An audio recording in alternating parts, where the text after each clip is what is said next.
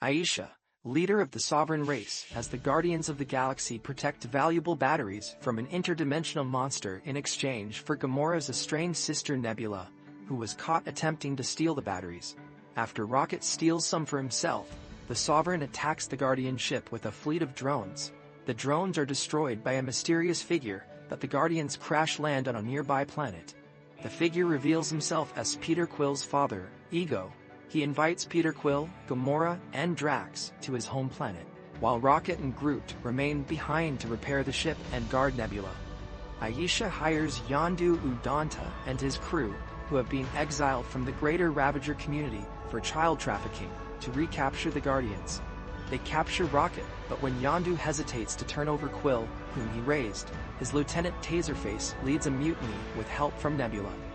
Taserface imprisons Rocket and Yondu aboard Yondu's ship and executes his loyalists, while Nebula leaves to track down and kill Gamora, whom she blames for all the torture inflicted on her by their father, Thanos. While imprisoned, Rocket and Yondu bond. Groot and Yondu's loyalist Kraglin free Rocket and Yondu, and they destroy the ship and its crew as they escape, though not before Taserface warns the Sovereign.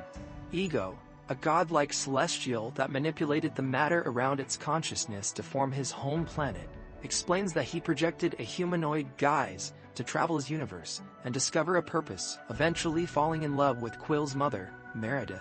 Ego hired Yondu to collect the young Quill after Meredith's death, but the boy was never delivered and Ego has been searching for his son ever since. He teaches Quill to manipulate their celestial power.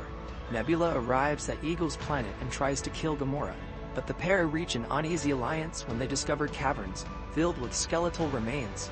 Ego reveals to Quill that in his travels he planted seedlings on thousands of worlds which can terraform them into new extensions of himself, but they can only be activated by the combined power of two Celestials. To that end, he impregnated countless women and hired Yondu to collect the children, but killed them all when they failed to access their celestial power.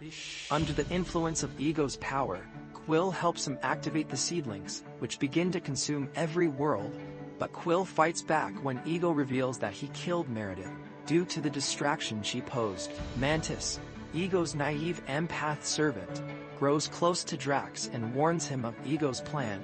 Gamora and Nebula also learn of the plan just as Rocket, Yondu, Groot, and Kraglin arrive. The reunited Guardians reach Ego's brain at the planet's core and fight the Sovereign's arriving drones. Rocket makes a bomb using the stolen batteries, which Groot plants on Ego's brain.